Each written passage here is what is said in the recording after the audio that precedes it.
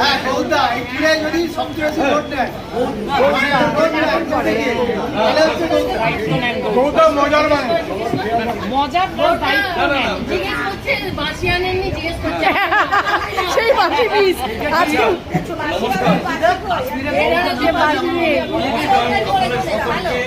এবং ওই আগাম শুভেচ্ছা নববর্ষে বিষয়টা হচ্ছে যে শুনলাম, আমি তা জানি না, 2018 সাল থেকে মিতালি পরিবারের যাত্রা শুরু।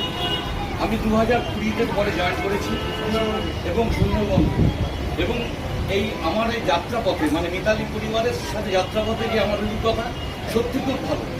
আমরা পয়সা দিয়ে আয়েস কিনতে পারবো, কিন্তু পয়সা দিয়ে প্রকৃতির মাঝে আনন্দ কিনতে পারবো। আনন্দের জন্য মিতালি করি, পয়সার জন্য আয়েস রাত্রিবেলা মানে প্রাচুর্য 5 স্টার হোটেল, যেটা এই মিতালি পরিবারের সঙ্গে সম্পর্ক।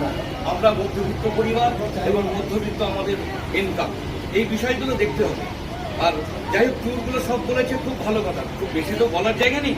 তবে আমার একটা ডিমান্ড, মানে ছোট ট্যুর যেটা আমরা করি সেইটা হচ্ছে যে জানুয়ারি মাসের 5 তারিখ কিংবা 4 তারিখ কিংবা 6 তারিখ এর মধ্যে ডেটটা থাকতে হবে।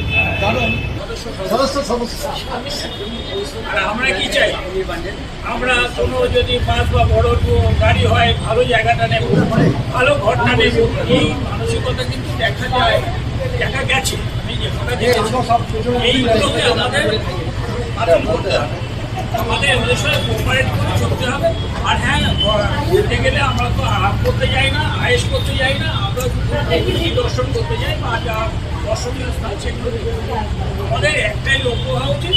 আমাদের টার্গেটটা হচ্ছে সবাই মিলেমিশে, যেহেতু এটা নাম হয়েছে পারিবারিক একটা ফিলিংস, একটা অনুভূতি নিয়ে যাতে আমরা সবাই চলতে পারি, এইটাই মানসিকতা নিয়ে সব জায়গায় যেখানে পারবেন যাওয়া সেটাই করা উচিত। সকলের সহযোগিতার প্রভাব থাকা এই আমরা যেখানে যাবো একটা শিখুন, আমি হবো এক্সাম্পল, আমি কারোর থেকে শিখবার, আমার থেকে লোকে শিখবে, এটা কিন্তু ভাবা উচিত করতে গেলে। আমার একটু অসুবিধা আমি চিৎকার করলাম, হয়তো তারা জানে না এই অসুবিধাটা আমার হচ্ছে, আমি তো যেতে যেতে ফিল করছি, ওদেরকে জানাতে হবে। আবার ওদের সেই সময় রেক্টিফাই করার অবস্থা নাও থাকতে পারে, সেই সময় কিন্তু আমাদের ধৈর্য ধরে একটু বসতে হবে, সহ্য করতে হবে।